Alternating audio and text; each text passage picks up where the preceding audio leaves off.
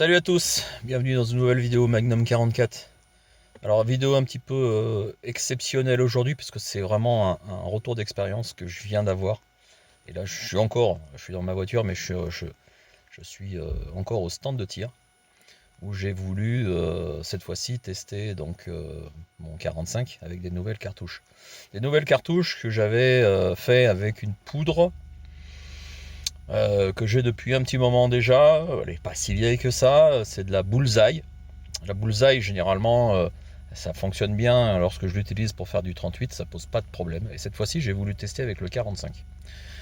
Les amis, j'ai eu une sacrée surprise. Et c'est pour ça que je tiens à faire cette vidéo. Alors, il n'y aura pas de montage, ce sera vraiment du brut de décoffrage, hein, sorti, sorti direct, voilà, à chaud. Je vais vous montrer ma main. Je sais pas si vous allez le voir. Oui, regardez ce que vous avez vu là.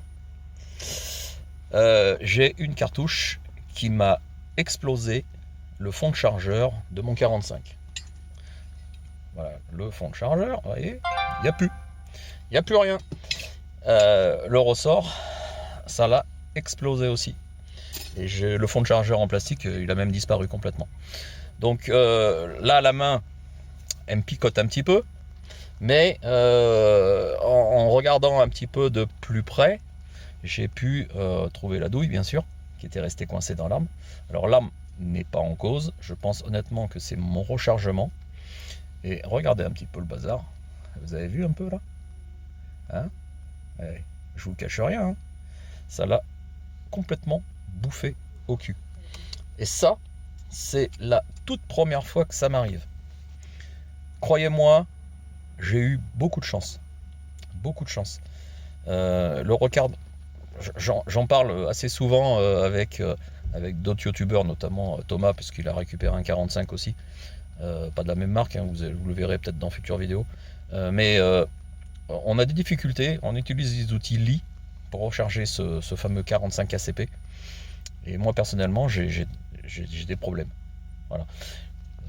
Le réglage, il est super fin à faire. Et là, honnêtement, je les avais marqués, hein, ces douilles. Hein.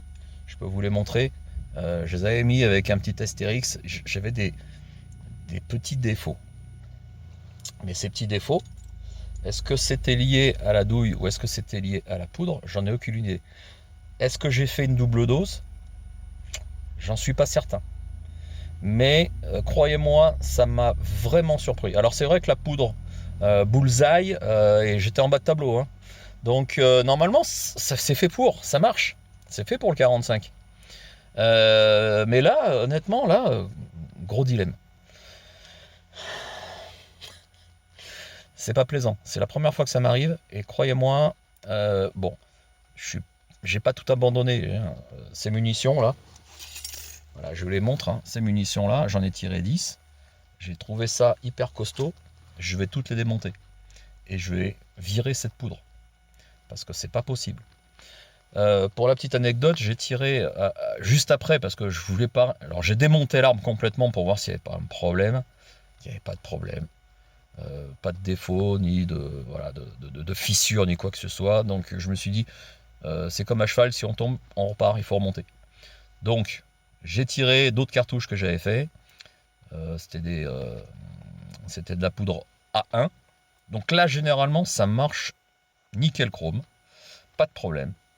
Et là encore, des petits soucis. Alors cette fois-ci, d'introduction. D'introduction de cartouches. Ça voulait jamais fermer. Je ne sais pas pourquoi. Les longueurs hors tout de la munition étaient bonnes, d'après les tables, pas de problème. Et honnêtement, je ne sais pas. Donc voilà, dans le doute, honnêtement, je préfère tout arrêter, tout planter. Et ça, je pense que c'est un retour d'expérience. Et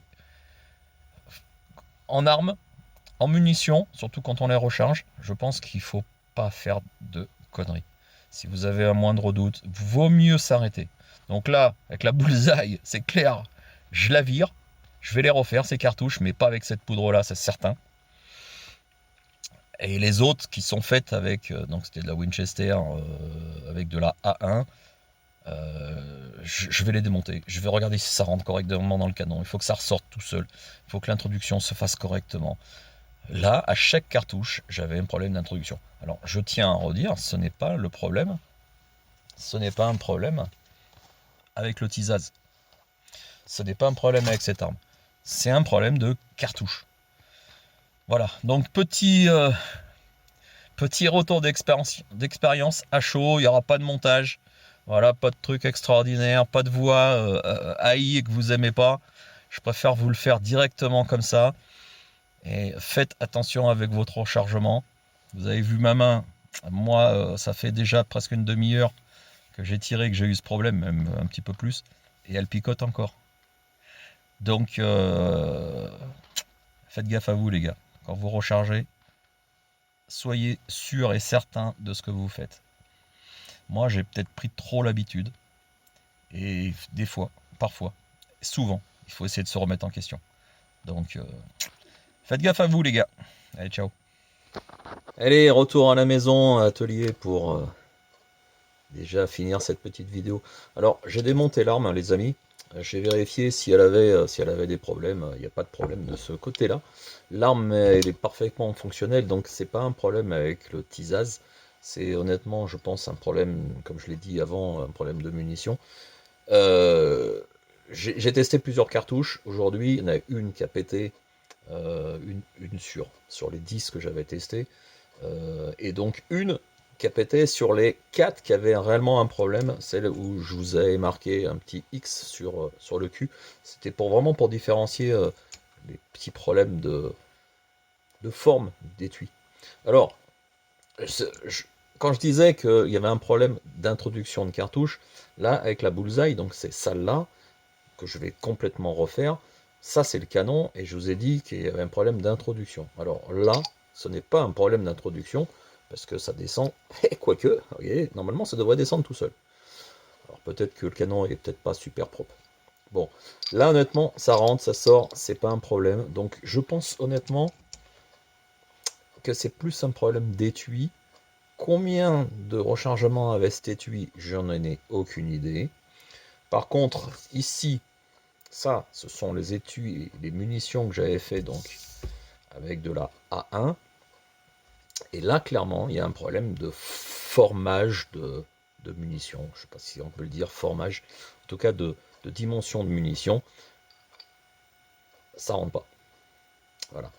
Alors effectivement, lors de mes tirs, chose qu'il ne faut pas forcément faire, c'est taper au cul de la culasse pour faire rentrer les munitions. Ça ne doit pas rentrer en force. Donc là, honnêtement, je vous le dis, c'est une erreur de ma part. Il aurait fallu que lorsque je recharge mes munitions, que je fasse très attention à ce que je fais et que je teste dans le canon pour savoir si ça rentre et ça sorte sans problème. Là, ce n'est pas le cas. Là, ça rentre, mais il faut vraiment forcer. Donc ce n'est pas bon. Voilà. Donc c'est une erreur de ma part. Et je préfère vous le dire, c'est une chaîne YouTube où je parle de rechargement. Ça fait des années que je recharge. Et là, c'est une erreur. Et c'est une erreur grossière. Je préfère le dire.